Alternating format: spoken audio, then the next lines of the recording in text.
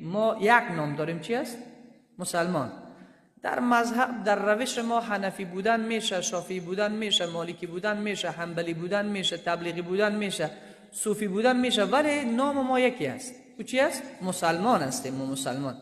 مسلمان کسی که تسلیم شود، تسلیم به برنامه‌های خدا، تسلیم به نظام خدا، تسلیم به حکم خدا، تسلیم به قوانین خدا.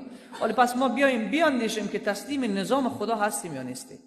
یا ایها الذین آمنوا ادخلوا فی السلم کافه، ای مؤمنان در اسلام با تمام برنامه‌های خودتون داخل شوید، اسلام را با تمام معنایش قبول کنید. حضرت امام جعفر صادق رضی الله تعالی عنه میگه اگر کسی نماز بخونه، روزه بگیره، حج بکنه، زکات بده، یک امر را که رسول صلی الله علیه و سلم گفته نکن، هیچی بگویه ای کاش که امیر پیامبر نمیگفت، یا همیشه قبول دارم اینیمیش قبول نیست، امی به من سخت است.